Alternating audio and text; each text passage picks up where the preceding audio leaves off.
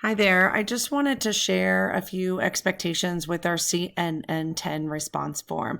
It's a great way to really connect to real world situations, to bring in our own personal knowledge, our understanding of interpreting in the moment information about the news of our world, as well as make that strong connection to the Universal Declaration of Human Rights. So it's important that when you are completing this, that you notice that there is a CNN 10 response part 1 and that there's a CNN 10 response part 2, which is the connection to the UDHR. So to just kind of highlight and really focus on each one of these at a time, the first one, as you can see here, is really just a title. You're grabbing a headline. If you want to really promote a piece, you'll see that news stories will put out advertisements throughout the day to get people to watch the news, and they do that by an attention grabbing headline. It just forces you to use a different part of your brain than you normally do. So just kind of fun, any kind of fun headline that really stands out to you. One of the stories this year was about a bear getting in someone's pool, and one of my amazing students came up with this fun title: a little pool snooze becomes very startling. So just something kind of fun there. The headline is not a summary. It's not really even usually a complete sentence. It often can be just 2 or 3 words. So any questions you have about that, make sure you reach out to me. In this second section, what did I learn? It's really just 2 different things that you learned throughout the newscast. Often it's from 2 different stories, but it can also be 2 different things you learned from one story as well.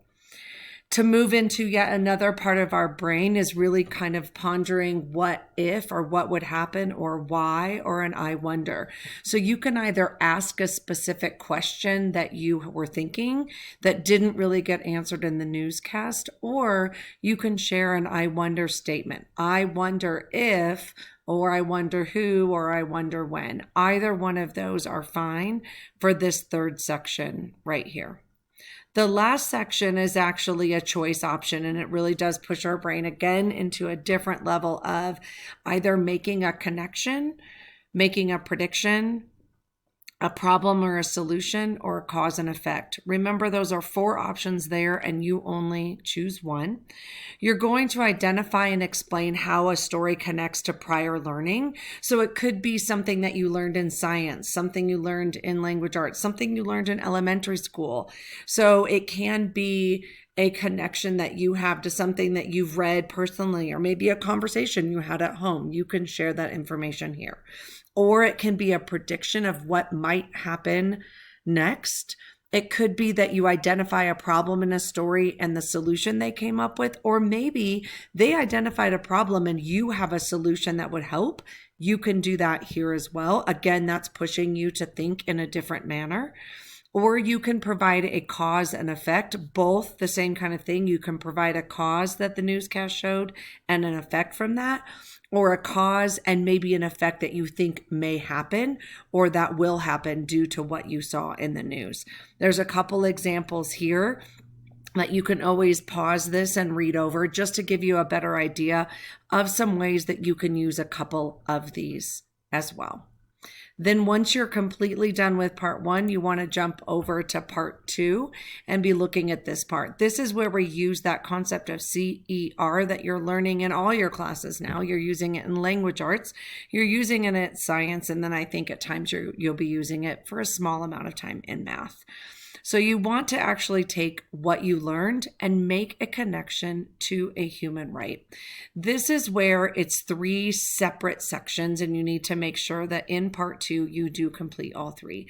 The very first thing is just identifying which number you're connecting it to, whether that human right is violated or supported, and then just a quick few words that tells me about what the story is. So in the Remember the Bee story, or in the police story, or in the political, election story, or in this case, in the story about Ruth Ginsburg, short and sweet, what UDHR, whether it's violated or supported, in what story.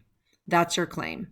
Then you move down to the evidence. What is the evidence from the story that Miss McDonald needs to know to make sure that I see the same connection that you're seeing? So you finish the sentence. I always start it for you by saying, in the CNN story, then you provide what happened within the story. This is not because, this is not why, this is not I wonder, this is not what if. This is, here is the information provided in the story. That's your evidence. Just like when you're doing in language arts and you're providing a quote from the book, or just like in science and you're providing the data that you collected. There's no interpretation. There's no personal belief, none of that in your evidence. That all comes in your reasoning.